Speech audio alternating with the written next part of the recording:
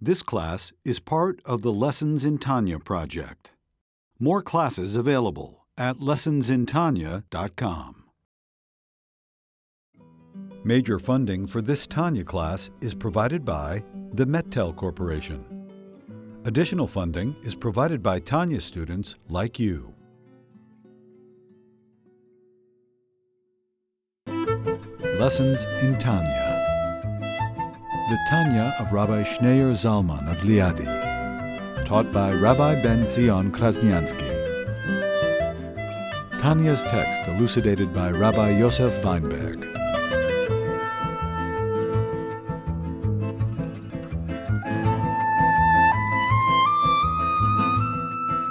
After this whole introduction explaining that when you have 10 Jews together, you have the transcendent level of Hashem, the infinite, this intense revelation of the Shekhinah.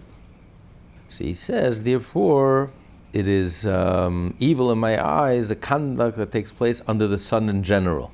In other words, those who don't appreciate the time of prayer. It's not just for those who prayer is just halachic obligation, it's just or another law, another rule, and they don't appreciate that prayer is really the soul of Yiddishkeit. That's in general.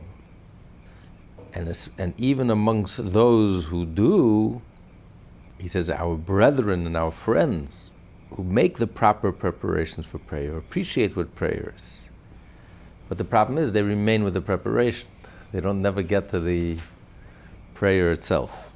He says it's that after the prayer, before, it becomes a company of scoffers. As the Mishnah says, two Jews who get together and they don't learn Torah, it becomes like a company of scoffers. So if that's true and you just have two Jews together who are wasting the time and not studying Torah, they're considered scoffers. Imagine you have 10 Jews sitting together. And you have this intense revelation of godliness just by the mere presence, the mere fact that the 10 Jews are together.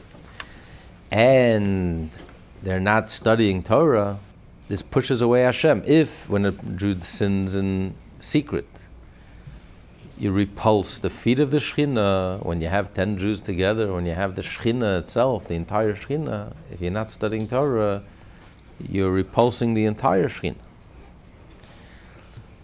So Hashem is present. You can't help it. He's like bound. He's like in shackles. He's in handcuffs. You handcuffed him. You brought him. You arrested him. He's there. You have 10 Jews. He's there. But because you're not studying Torah, you're shaming him. To add insult to injury, you're shaming him. So Zohar says, woe to he who repulses the Shekhinah. And this is one of the three things that holds back, that's the reason for detaining us in exile. Why the Jewish people, why the exile is so extended. Because they repulse the Shekhinah, because they shame the Shekhinah. So when you have 10 Jews together and they're not studying Torah together, they're just wasting their time, you're shaming the Shekhinah. And therefore, now is the call for action. Therefore, my beloved ones, therefore, my beloved ones, my brethren and friends, do not commit this great evil of turning a gathering of worshippers before or after prayer into a company of scoffers, and give glory unto the Lord your God before it grows dark, between Mincha and Marv every weekday. The reason he doesn't say Shachris, he says because you don't need the Alter Rebbe to write a letter. It says clearly in the Code of Jewish Law, you're not allowed to engage in anything before Shachris. Not allowed to even say hello. It's questionable if you're allowed to even greet someone before you greet Hashem. So you can't do any business, you can't do any work. You're not. Some question is, could you study? Could you? First order of the day is you pray to Hashem. So you're not. No one is gathering before Shachris to have discussions, to discuss politics, discuss the stock market. After Shachris, again, it's in the Code of Jewish Law. Right after davening, what's the first thing you have to do? From Beis HaKnesses, you have to go to the Beis HaMedrash, the house of learning. You have to immediately learn and study, connect the prayer to learning. So again, you don't need this letter. This letter is for between Mincha and Ma'ariv. Mincha and Ma'ariv, there's a time, there's a gap. There's a gap. So Unfortunately, the Alter Rebbe noticed that in many places this becomes a time for just sitting around and doing nothing, or empty talk. By studying in groups of at least 10, the innermost, the mystical dimension of the Torah, the Haggadah, contained in Ein Yaakov, for most of the secrets of the Torah are concealed in it. Moreover, it atones man's sins. As explained in the writings of R. Isaac Luria of blessed memory, and to the revealed non-mystical passages in the Haggadah. These are the ways of Hashem in which a man ought to walk, and they enable him to take counsel in his soul in heavenly matters such as Torah and Mitzvah, in the worldly matters as is known to all the wise of heart. Where is the Haggadah located? Where do we find the Haggadah? A huge part of the Talmud is Agada. Agada is Agadic. Agadic, the Medrash, like part of the Talmud. There's the law, when the Talmud discusses the law, right and wrong, guilty, not guilty, obligated, not obligated, pure, impure. But then you have the discussions of Agada.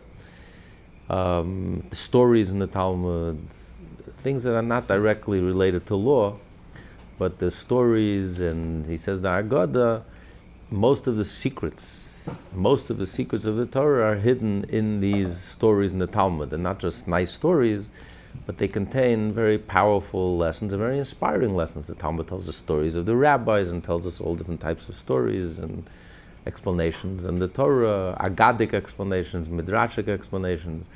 There are many books. We have a whole book, Ein Yaakov, that just takes all the Haggadahs of the Chazal, of the rabbis, and made a book of it with commentaries, explanations. It's been translated into English as well. You have books and books taking out these parts of the Talmud. It's actually our favorite reading material because it's fascinating stories and lessons and moral lessons and the stories that really happen, and explaining many stories in the Torah. You know, the Torah was given, the written Torah was accompanied by the oral Torah, which fills in all the gaps. So read it, you'll learn it. He's encouraging here that they should be learned between Mincha and Ma'ariv. Is a time when to study the Agada. Agada in Hebrew also means Aguda, like to tie, to connect, because it ties a Jew to Hashem, connects a Jew to Hashem. It goes straight to your heart, it goes straight to your soul. It's inspiring, it's uplifting, it touches you, it connects you with Hashem. It forgives a person on his sins. Alter Rebbe writes that a simple person, doesn't have the head, doesn't have the time to study Torah, should read Zohar, read other things, even though he doesn't really understand it, but nevertheless it's very uplifting and very inspiring. And so when you read the secrets of the Torah, it tickles your soul, it touches your soul, because these are words, holy words, that really inspire and move us. And even though we don't fully understand the secrets, he says they're hidden in them, they're concealed in it. You know, but they just move us in a very, very deep and very profound way. And even on the simple level, on the revealed level, it teaches us how to live, it tells us right from wrong, it tells us stories, it gives us advice, practical advice relationships, advice in life. So as known to all the wise of the heart. You know, that's the part of the Talmud that talks to the heart. The law talks to the mind, and the Agada talks to the heart. And a huge part of the Talmud is dedicated to Haggadah, and it's integrated together with the regular Talmud. It's part of the Talmud. So the Rebbe suggests that instead of sitting around and talking and just doing nothing, or just wasting time and insulting Hashem, and use this opportunity to study something together, that everyone could join in, everyone could participate, which is the Haggadah. Because it's not the deep discussion of the halacha and the Talmud, which is not everyone could follow. But this is for everyone. Everyone could follow, everyone on their own level. Everyone can take something from it. Everyone can learn something from it and be inspired by it. So that's one thing they should learn. One of the subjects. Another subject you should learn. In addition, between Mincha and Ma'ariv, people should study a little, out of the Shulchan Aruch in the section called Orach Chaim, the laws that are essential for every person to know. So that should be a priority. Priority number one is Yiddishkeit is a call for action. It's an activist way of life. So first I got to know what to do. All the learning and all the studying, the first priority of business is the code of Jewish law. Today we have a Kitzur Shulchan Aruch, an abbreviated version of the code of Jewish law. But that's the first thing you have to learn. You have to know what to do. All that inspiration, all that learning has to be channeled into practical. So if I don't know practically what I'm doing, what I should be doing, what's expected of me, then I'm not even on first base. All the philosophy in the world and all the mysticism in the world and all the Talmud in the world, unless it leads to action, unless it leads to the correct action, and then it's missing the whole point. So first he says you have to learn Haggadah, because that touches the heart, that inspires, that atones. And then the second order of business is, you got to learn halacha. Learn a little every day, a little of the code of Jewish law, practical halacha. Yes, no, I know what's right, I'm doing the right thing, I know what to do, I know what's expected of me, I know exactly what I need to do. So that's very practical. It's first priority. And then he adds, of this the sages say, of this our sages, a blessed memory said, whoever studies Torah laws, halacha, every day is assured of life in the world to come.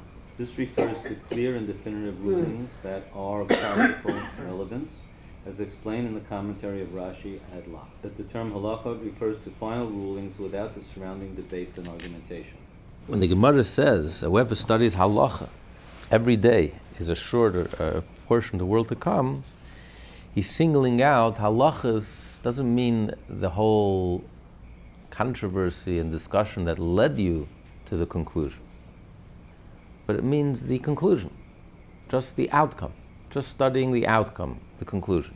It's a separate study, how you got to the halacha, how you derived the halacha, how you got to this point. So you have to start from the beginning, from the Torah, the written Torah, the oral Torah, the Mishnah, the Gemara, the discussion, the commentaries, till you come how we came to the final conclusion.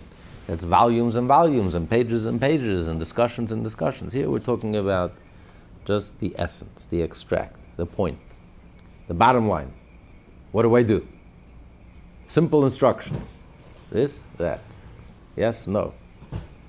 Do, don't. I have to know what to do. I don't need the philosophy, I don't need the discussion, I need to know bottom line. What do I do? What's correct? What's right? What's wrong? What's the right way of doing it? What's expected of me? Halachas means the definitive ruling, practical relevance. This is actually explained by Rashi a little earlier in Tractate Megillah, not on the teaching about whoever studies halacha, but in connection with a eulogy for someone who used to study halacha. Tractate Nida, commenting on this teaching, Rashi states that the term halacha, Mishnah, Reisa, and halacha, Moshe Mount Sinai, none of which include the discussions of the Gemara. So this passage is mentioned a few times. It's mentioned in Megillah and it's mentioned in the Tractate Nida. So in the Tractate Megillah, Rashi elsewhere in the Tractate Megillah explains halachas. There the Gemara says a eulogy they gave to someone who spent his time studying halachas. So Rashi says halachas means just the bottom line. He knew his whole study, his whole focus was on the bottom line, the halacha, the action. Then, when in the same quote in the Tractate Nida, Rashi says halachas refers to the Mishnah, which comparison to the Talmud, the Gemara, is like halacha, because the Mishnah is very brief. The Mishnah just gives us the practical, without the discussion. So it's very brief. One Mishnah is like one little paragraph, and then has 20 pages of Talmud explaining this one little paragraph. How we got it, how we derived it, what it means, and the discussions, and the arguments, and all the opinions, and the sources, and the implications, and the contradictions, and the clarifications. But the Mishnah is very succinct. It takes that whole thing and distills it, all that discussion, the 20-page discussion, or 10-page, or whatever, however long, and distills it in one paragraph, one short paragraph.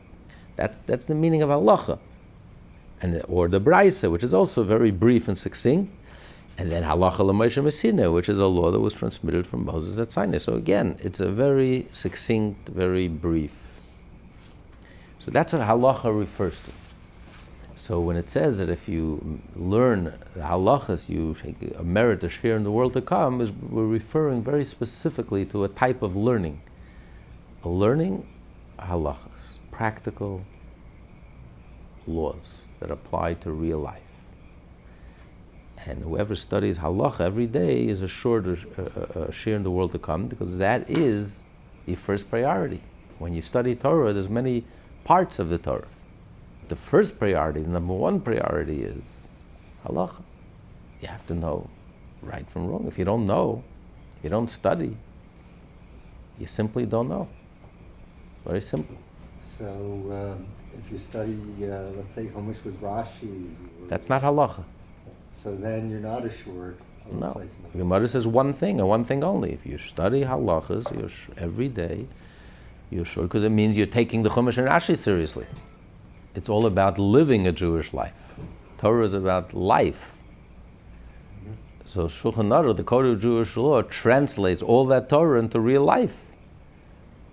But if I don't know the Code of Jewish Law, you're not learning, you're not practicing, you're not observing, you're not doing, it doesn't mean anything. All the love and the philosophy in the world doesn't mean anything. Unless it leads to real life, day to day. You have to know what to do. What's expected of me? It's very concrete, it's very specific, it's very detailed, and it's very real. Do this, don't do this. This way, not the other way.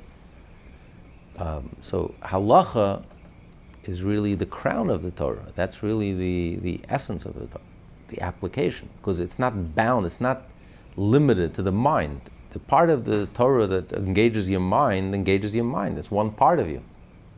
It's compartmentalized. When the Torah is no longer compartmentalized to your mind and it reaches into your actions, that means that the Torah is alive, that it's not compartmentalized, it's fully engaging, and you are fully engaged. So that's called the crown of the Torah. That's the essence of it. That's the most important. That's the thing that guarantees you a share in the world to come. So that's why he puts it as priority number one. First, you got to learn the laws. You have to know what to do, what's expected of you. Our obligations. These are our orders. When you're in the army, the bottom line is you got to do what you got to do. You got to do what's expected of you. These are your orders for the day. I have to know what my orders are for the day. This is what you have to do today. And very specific and very detailed. The philosophy, that will come later. Just like the Jewish people, they receive the Torah. Today is Rosh Chodesh Sivan. You're going to receive the Torah Sunday. And the first thing the Jewish people said is, Nasa, we will do, and then we will listen. First you got to do. First you got to obey. You got to follow orders. And then comes the understanding and the learning and what's behind it, and where do we derive it from, etc., etc. But the foundation, the first order of business is you got to do. You can't make it a precondition. I'm only going to do it after I designate 6 months to study, and it makes sense to me, and I fully appreciate it, and it fits in with my schedule, and it fits in with my agenda, and it's a fit, and I like it, and it's good, then I'm here. Otherwise, I'm out of here. So that's New Age. That's not Judaism. That's not real. That's not life. That's not reality. Reality is, I'm here. Hineni, I'm ready. I'm here. Whatever you need to be done, I'm here. I'm ready. I'm doing it. And the more you do, the more you'll understand. It'll be easier to understand. Try explaining someone what the spaghetti tastes like. Someone who's never eaten it. You'll eat it. Then I'll talk to you. I'll explain to you. You have to experience it. You have to do it. Judaism is experience. You do it. Live it.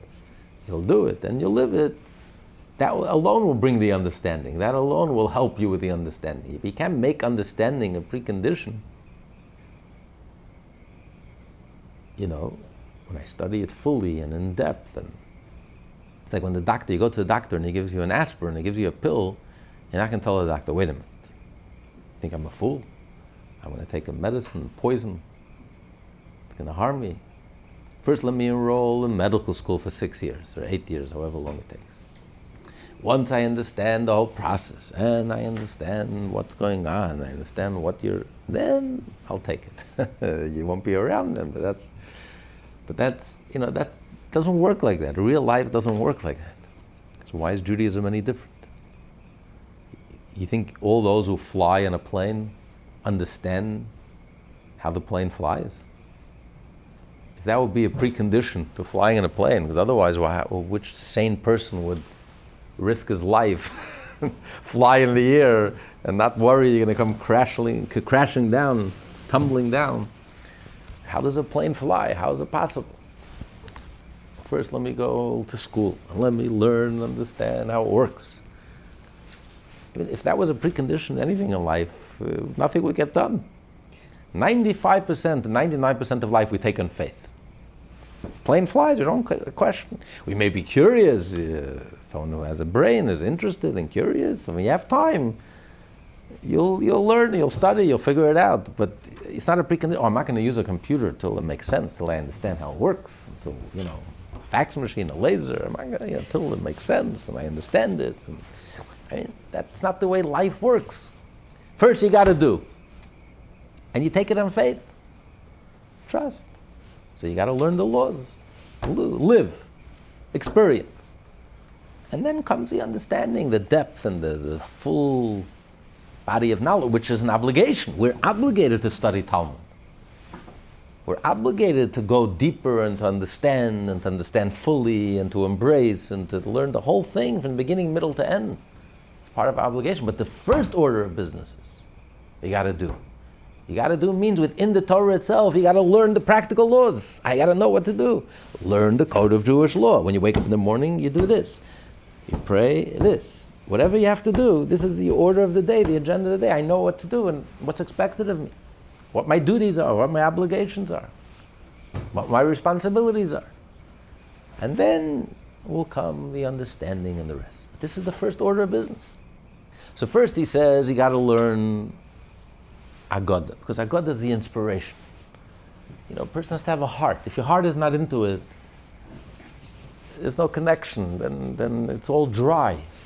There's no feeling for the whole thing. There's no feeling for Yiddishkeit. If Yiddishkeit to you is like paying income taxes, it's a burden, it's an obligation, you just do the bare minimum and it's a yoke and it's not happening. It's not. First thing has to be the love, and you have to connect with it, and you have to be inspired. You have to have the energy. Yiddishkeit takes a lot of energy.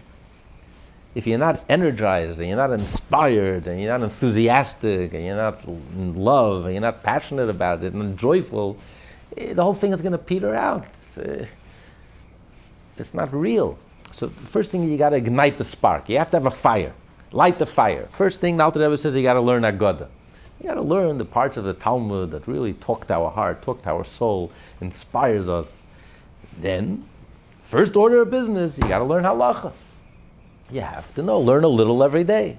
You can absorb it, something practical, something you learned you didn't know yesterday, and then the next day you acquire and accumulate another piece of information, which you can immediately apply in real life. That's the first order of business. And then he says, on the holy Sabbath, moreover toward the time of Mנחה, people should occupy themselves with the laws of the Sabbath. For the law of Sabbath is a weighty law with many details to be mastered. That's one of the reasons the rabbi made so many fences and gates. He shouldn't even come close to, God forbid, desecrating Shabbos and violating a biblical prohibition, which comes with the worst penalty. You can lose your life. But then there are certain things in Shabbos which you can't protect. There's no protection. For example, the 7th of the 39 categories of work is you're not allowed to separate the bad from the good. You're not allowed to separate the food from if you have food mixed with the part that you want to separate, you're not allowed to separate the bad from the good. You have to take the good from the bad. And that's something that happens every day on your table, sitting at your table without even realizing, without even knowing, you could be violating this prohibition, which comes with a death sentence. And you don't even realize am I taking the fish from the bones or the bones from the fish? Or, you don't even realize what you're doing. And just because of lack of knowledge, because of lack of study, and there's no way to protect it. You can't make any fences. All the other categories of work, the rabbis made so many fences that by the time you get close to approaching the violation of an actual biblical prohibition, there's so many fences that it's going to protect you. But here, there's no protection. In one split second, you make one wrong move, there's a fly in the soup. You just take the fly out, you just violated the laws of Shabbos, which comes with stoning. Because I didn't know what to do. I didn't know what the right way, the right procedure is. So you have to learn. You have to study. Without learning, without studying, this is a serious business. Shabbos is so many details, so many laws and rules. 39 categories of work. With each of these categories, there's 39 offshoots. And if you don't know, you don't even realize how easy it is. Because Shabbos is like a beautiful symphony that's made up of, imagine a symphony made up of hundreds of instruments. And when everyone plays precisely, exactly the way they're supposed to, it makes the most heavenly music. But if you have the one sitting in the organ is playing a little off, and the one in the violin is a little off, and this one's a little off, it ruins and destroys the whole thing. Shabbos is a beautiful tapestry, but the smallest thing, and it messes up the whole thing. So you have to be so careful. And only when you keep Shabbos, you start appreciating it. You start hearing the music. It's when all these details together that adds up and makes this beautiful, beautiful experience, holy experience, sacred experience called Shabbos. But all these details are very important. You can't keep Shabbos otherwise. So you have to learn. And here he's addressing even those who study Torah. But Shabbos is so involved, so intricate. It's a huge tractate, a huge part of the code of Jewish law, just dedicated to Shabbos, because there's so much to discuss. There's so many details, so many aspects of Shabbos. How to keep it properly, you simply have to learn. There's no shortcuts. You have to learn, you have to know. You have to learn it. So it's important every Shabbos to spend a little time, this time with the Mincha and Ma'ariv that he's discussing, spend a little time towards the time of Mincha. Maybe he's not saying with him Mincha and Ma'ariv because officially you have to eat Shalosh Shudas between. So he says before Mincha, you should make a shir of learning the laws of Shabbos. A person can easily stumble into heaven for offend, even in the prohibition, punishable by extirpation or stoning, because of ignorance of these laws and an unwitting error in observance through the insufficient study is accounted as an intentional transgression, heaven forfend. Just like in American law, in civil law. You can't argue, ignorance is no excuse. Well, I didn't know. I'm sorry. You're an intelligent person, you read, follow, or you don't read what's going on. It's not an excuse. They'll throw it out of court. I didn't know. I meant well. It's very nice. But you should have known. You should make it your responsibility to know. So a person can't argue and say, well, I didn't know. I didn't ever study. So study. No. Make it your business to know. If it's important, if it was given, this is a halacha that's relevant to every Jew in the world. So every Jew in the world has an obligation to learn it and to know it and to find out and to ask. Ignorance is not an excuse. So the answer is to remove the ignorance.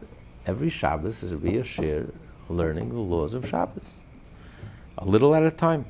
It goes without saying that the same applies to the rabbinic injunctions, which are ever so numerous, and especially so with respect to the prohibitions of muktzah that occur frequently. Muktzah, it takes up so much space in the laws of Shabbos and discussion of Shabbos and all different types of muktzah. Muktzah is something that the rabbis prohibited. It's a purely rabbinic prohibition. Things that biblically is okay, but the rabbis say you're not allowed to move muktzah items, things that are not ready for Shabbos. And there's all different types of muksas, things that are not utensils, things that are designated for prohibited work on Shabbos, expensive utensils, all different types of muksas, things that you're not prepared to use on Shabbos, with many, many intricate laws, and each of these set of muksas has its own set of rules and laws, and so all of this is rabbinic, but there's so many details, and it happens all the time. You can't avoid it. You see, Shabbos is not an option. A person can get overwhelmed. There's so much on Shabbos, maybe I should just tie myself to a bed for 26 hours, and I guess I'll avoid all problems. The problem is you already violated and desecrated Shabbos. Shabbos is supposed to be a day of pleasure. It's not a day of imprison. You can't imprison yourself. Then you violated Shabbos, so that's not an option. The option is you got to learn, you got to know what to do, and every way you can stumble, you can't avoid it. There's a muktzah question here, a muktzah question there. Can I move this? Can't I move this? Can I use it? Can't I use it? What's permitted? What's not permitted? I mean, there's so many laws. He says, do one law at a time. Don't be overwhelmed. Sometimes it gets so overwhelming, there's so much. That's not the right approach. If you had to think now, if you had to imagine now, all the meals you're going to eat for the rest of your life, just imagine this huge pile of food. You would be so overwhelmed, you would be paralyzed. Thank God we take one day at a time, one meal at a time, one bite at a time. We don't think about, that's not the way. We have to take everything in little bites. Same thing, you can't get overwhelmed. You're going to start, you'll faint. There's so many laws. How will I ever learn it? There's a whole tractate of Shabbos. So many paragraphs and chapters in the Code of Jewish Law, and so much discussion. Maimonides has 30 chapters in the laws of Shabbos. I mean, it's overwhelming. And they're complex and involved. I mean, I'll quit while I'm behind. I mean, it's just overwhelming. It's not the way we approach life. The Rebbe says, every day learn one halacha, a little. You know what? Every day passes. So God will forgive us for the ones that we don't. No, because He can't do it any other way. Hashem doesn't expect you to do the impossible. But the Talmud says, every day adds up. Before you know it, there are people who are becoming rich, are going at it every day. Most of them, it's not this huge dramatic breakthrough that they have. It's every day they're accumulating. They're not losing money. Every day they're making more and a little more and a little more and a little more. And before you know it, a day goes by, a week goes by, a month goes by, a year goes by, a decade goes by, and they're growing richer and richer and richer. That's how most people get rich. Daily bites, a little at a time. And that's how we also grow rich in knowledge. Instead of only the fool gets so overwhelmed at the outset and he says, forget it. I just can't do this. It's too much. Too overwhelming. The wise one, listen, the day is going to pass anyway. So let me take that day, let me take a little soundbite, a little law, one paragraph I can learn, I can digest, and I can acquire and accumulate. Next day, I'm going to build on yesterday's success. I'm going to learn another little and another little. If every Shabbos you learn the laws of Shabbos, a little every Shabbos, before you know it, you turn around and you've accumulated quite a nice little tidy sum, a nice little treasure. You've accumulated a lot of information, a lot of knowledge, and knowledge builds on itself. Once you acquire knowledge, you have it. It's here. It's part of you. It becomes part of your blood. And then knowledge helps you with all the future knowledge and everything you ever learned in the past. Every bit of knowledge that you learn enhances and helps you with everything that you learned till now, helps you understand it even better. So the next day you build on that, and it keeps on building and accumulating. And so this is the way the Alter Rebbe is suggesting. He says, let's do this wisely. A little before Mincha, take a little time, learn a few halachas, do what you can do, but do it. This is a very practical program. He said, don't waste your time. 10 Jews are sitting together. Don't just waste your time. Use the opportunity. to learn together, study this together. He's suggesting that this should be done in public. It's not just speaking to the individual. He's saying that the community together, the minyan together should study the laws of Shabbos, the minyan together should study the laws of, during the week, the laws of Shulchan Aruch, the minyan together should study Ein Yaakov. And infringements of the words of the Sofrim, that is, the rabbinic injunctions, are more serious than infringements of the words of the Torah. As our sages of blessed memory said, whoever transgresses the words of the sages, even a minor prohibition of theirs, as for instance, he who eats before the evening prayer and the like, is liable to the death penalty, just like one who transgresses great prohibitions explicit in the Torah. He's saying that it means literally. Some say that when the Talmud doesn't mean it literally. The Talmud just means it's like a hyperbole. That the words of the rabbis are so important, like the strict rules of the Torah, the most strictest rules in the Torah, which comes with a death penalty. But here he says, no, it means literally, because Hashem finds the word of the rabbis even more precious than his own word. And if a person discards and treats lightly the word of the rabbis, the consequences are the most severe. Hashem doesn't treat it lightly. You've insulted my rabbis, you've insulted the oral Torah. Hashem says, my words, I'll forgive you, unless it's a very severe sin. But if you violate the words of the rabbis, of the Talmudic rabbis, Hashem says, no, there's no forgiveness there. There Hashem says, this the severest consequence. Because that's the foundation of the Torah, the oral tradition, and also it's the ultimate expression of our love for Hashem. The rabbis made all these safeguards to protect the Torah. So it's out of our love for Hashem that we're safeguarding the Torah. And that's why Hashem finds it so sweet and so...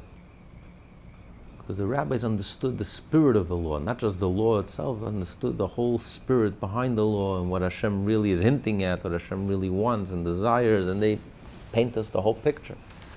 So a person who treats that lightly and doesn't appreciate that, it comes with the severest of consequences. So therefore, you have to be so careful. You have to know these laws. You have to know these rules. Ignorance is not an excuse. At any rate, since we see from the above that it is vital that one study and know the laws of the Shabbos, they should be studied in public as the time for Mincha draws near. And let no individual separate himself from the congregation when they are studying, in Yaakov, Shulchan Aruch, and the like, even in order to study something else. This individual may think, these are basic stuff, elementary stuff. And Yaakov, this is something that simple Jews learn. The kids of Shulchan Aruch, or the laws, he's already familiar with the laws. The laws of Shabbos, he knows the laws of Shabbos. So why should I sit with this group and participate in this group study when I can sit alone and delve deeply on my own level? I would rather learn alone. Some people enjoy their own company, prefer their own company over others. So why should I sit with this annoying group and not sit alone and quietly? And the shul could be like a library. Everyone is lost in their own books and their own thoughts and their own studies. It's enough we're sitting in the room together.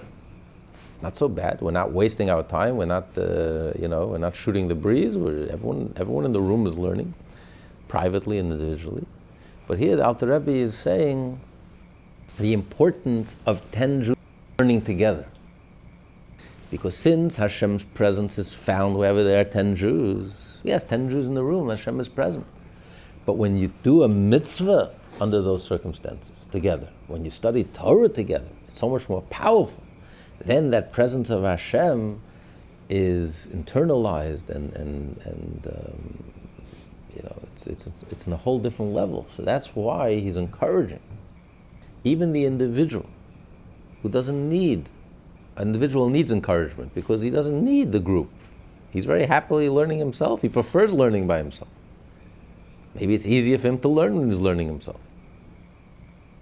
And Alter Rebbe wrote this whole powerful letter to help this Jew realize what happens when you study, when 10 Jews study together. Because no matter what depth you'll accomplish when you're learning on your own, you're one individual. You're one individual. You're just a fragment. Whatever you can accomplish is limited.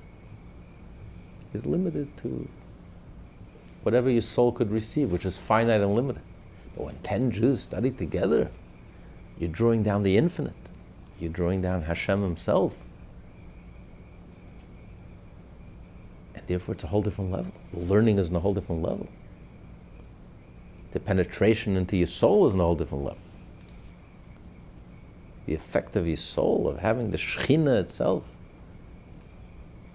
internalizing that experience, how could you compare? Learning alone or learning with 10 Jews together? So he's lighting a fire on us. He helps you realize and appreciate what happens when 10 Jews are learning together. How much more powerful it is than if you're learning alone. The question is if that's true of the internet also. You have Jews all over the world learning together. It's considered learning together. In the class, physically you only have a few people together, but because of the internet you can have tens of thousands of people. Have a virtual minion. So the internet would count for a minion? No. You should be so lucky. Everyone should stay at home. We'll just have a conference. The shul will be empty. We'll just have a conference. So you're going to pray all day and you're going to do all of this. When do you go to work? Well, this is a very realistic program. He's saying between Mincha and Ma'ariv, learn a few halachas.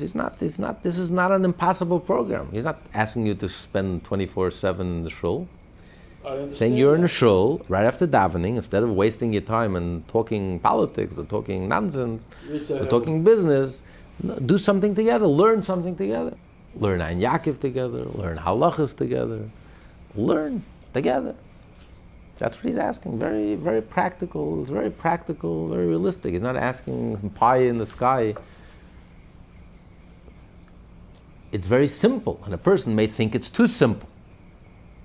I should sit with this group of people and learn such simple things like Ein Yaakov and simple halachas, basic halachas, and the laws of Shabbos. I mean, I can spend my time much more efficiently learning by myself. And Alter Rebbe says, no, learn together. There's a group learning together. Join in, participate. You'll get a lot more out of the learning in the group than you will learning by yourself. There's a powerful energy. There's a group energy. It's a powerful energy. It's a minion. It's Hashem. An angel, a malach couldn't be present because it's so intense. And you have that level of revelation, an intense level of revelation, and you're walking away from it. Rather spend learning by yourself instead of having this intense revelation and receiving this intense revelation. By learning Torah together, you receive that intense revelation in an eternal way. You're going to walk away from that. That means you don't appreciate, you don't understand what's going on here. What's the point of learning Torah? Ultimately, is to connect with Hashem. Is there a more powerful connection with Hashem than 10 Jews learning Torah together, studying Torah together? That's the most powerful connection you can have with Hashem. You're walking away from that, oh, I want to learn Torah by myself. What's this Torah you're learning? It's an intellectual exercise. You're playing chess with yourself. You're studying math or science or physics. You're connecting with Hashem. Is there a more intense connection with Hashem you can get? There's nothing in the world, there's nothing in the universe that can compare with this intense connection with Hashem you have when 10 Jews studying the same thing together. Run. I have to schlep you to come to this group. Run to this group. Joyfully participate. And make that connection. So without this introduction, there's no way in the world that the individual is running and leaving his own personal study to go study with a group of 10 Jews, Ein Yaakov, and basic halachas, basic laws. And on Shabbos, the basic laws of Shabbos. He's talking to a deep scholar. He knows all these laws. Ein Yaakov, he knows, he learned it. He's more interested in delving deeply into the discussion behind the halachas. And here the Alter Rebbe is encouraging him. For the short time that the group, it's not a long time. You'll have plenty of time to learn, all night and all day in your house. But the short time that the group is sitting in the shul and learning, appreciate. This is an opportunity. This is an upgrade. Whatever you're going to accomplish learning on your own is nothing in comparison to this intense experience you're going to have when you're studying. 10 Jews are studying Torah together. So how could you even compare? I mean, it's revolutionary. Without the Alter Rebbe, without this whole introduction, you would never in a million years even suspect the power and the force and what really happens when 10 Jews study Torah together or do a mitzvah together. The Rebbe opens our eyes. You know, we look at this world. When you study Tanya, you look at the world with different glasses. You see a different reality. It's like a different, the Rebbe helps us see the real world.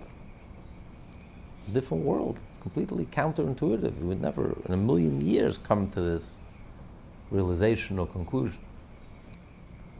But that's the nature of Torah. It's the nature of truth.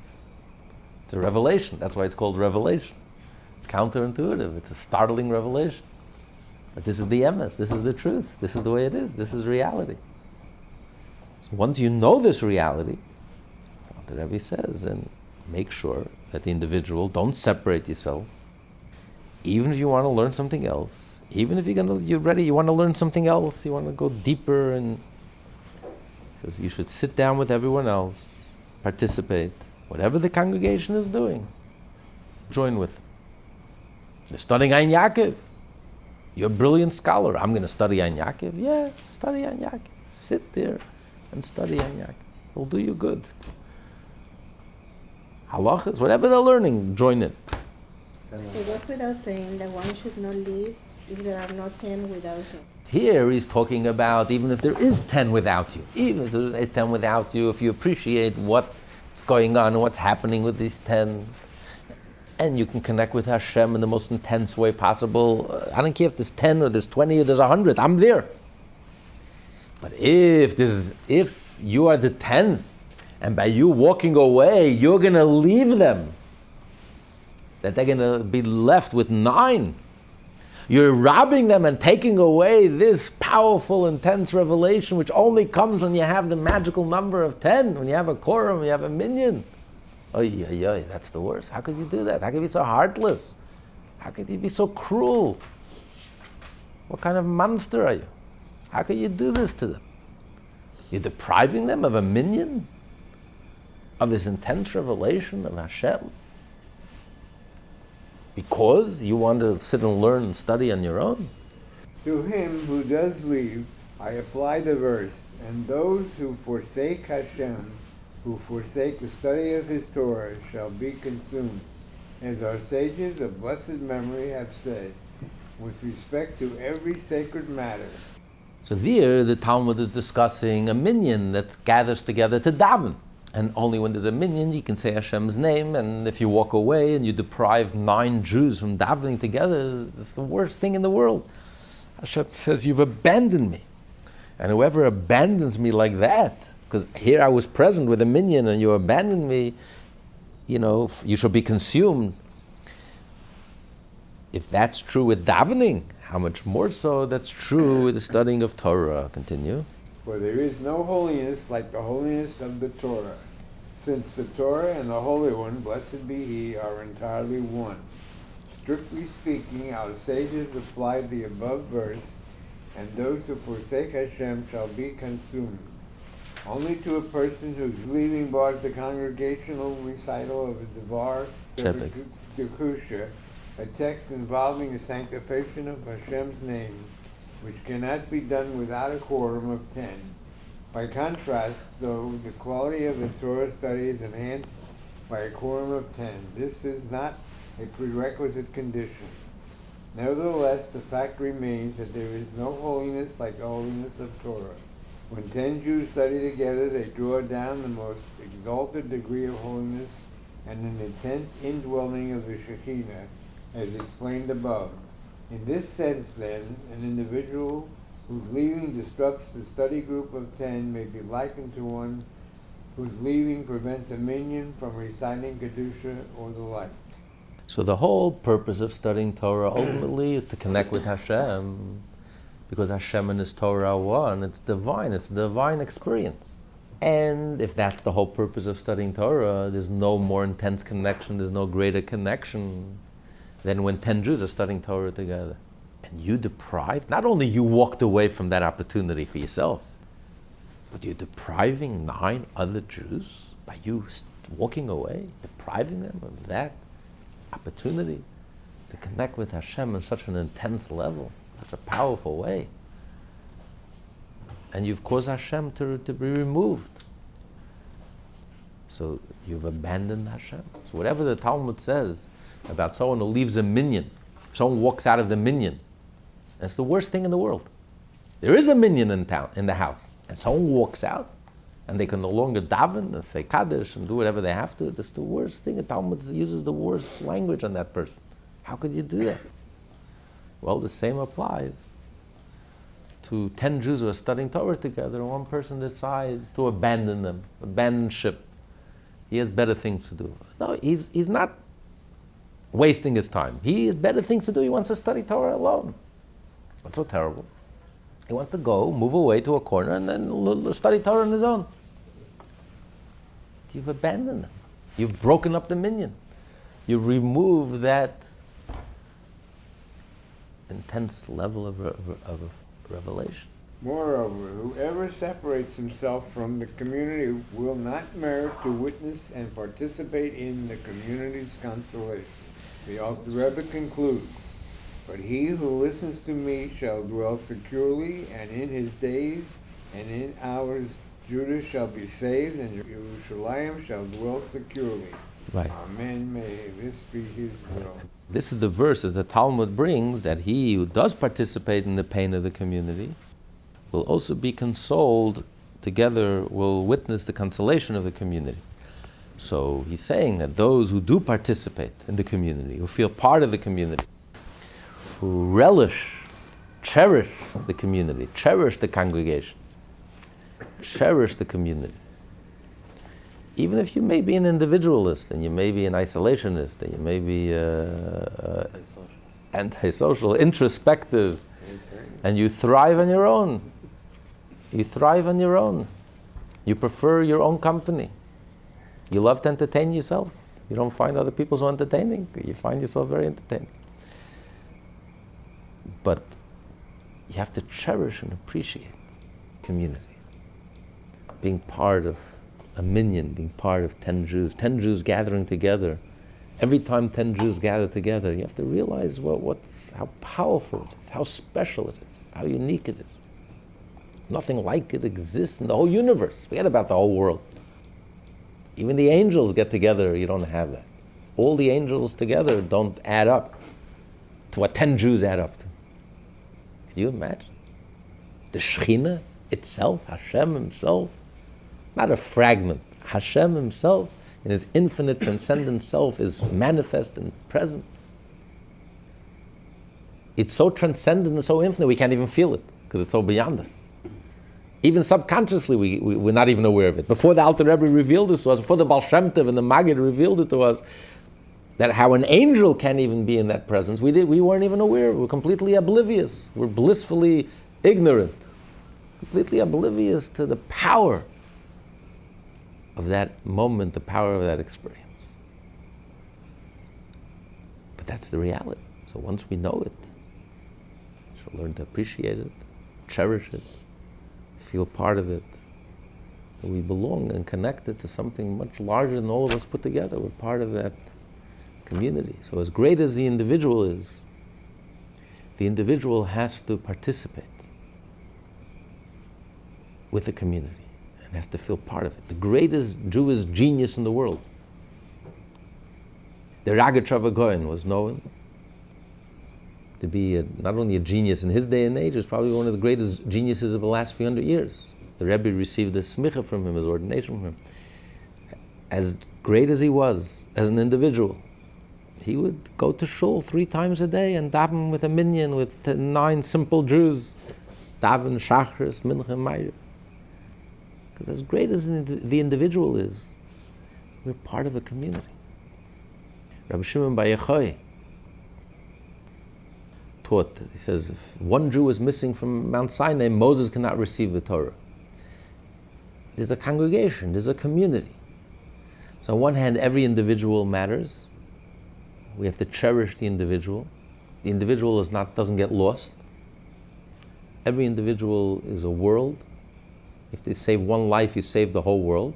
On the other hand, this letter points out the other part of the equation. Every individual has to appreciate the community. We're part of a whole. We're part of something larger than all of us put together. We draw strength from it. Paradoxically, the individual draws strength from it. Because when the 10 Jews are studying Torah together, each one of us is strengthened by it and receives some of this intense revelation. Internalizes some of this intense revelation. It enhances us, it empowers us, it strengthens us. So the whole purpose of Yiddishkeit and studying Torah especially is to connect with holiness. To have that holy experience, to connect with Hashem.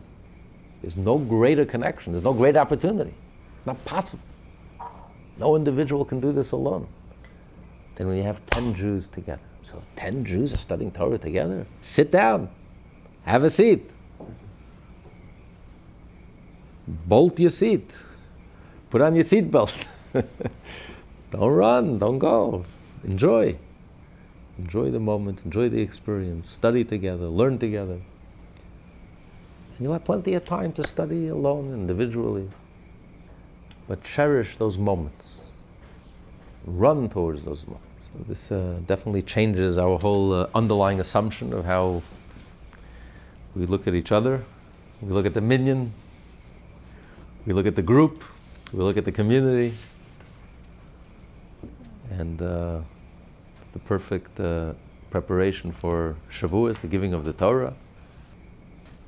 Because usually we talk about the minyan, we talk about davening. You can't mention Hashem's name without a minyan. But here, quoting the Mishnah and Ethics of Our Fathers, he says the same concept applies, and even more so when it comes to studying Torah. The idea of 10 Jews studying Torah together. No one ever made such an emphasis of 10 Jews studying Torah together. Okay, Ethics of Our Fathers, but here he explains it, and he builds it up, and he explains how powerful it is. You know, in Ethics of Our Fathers, you think 10, 5, 3, 2, 1, it's all relative. But here he's explaining, no, 10 is a whole different level. So when 10 Jews studying Torah together, you can't compare 2 Jews studying Torah together, 1 Jew studying Torah by himself, 3 Jews studying Torah together, even 5 Jews, or 9 Jews. 10 Jews. This class is part of the Lessons in Tanya project. More classes available at lessonsintanya.com.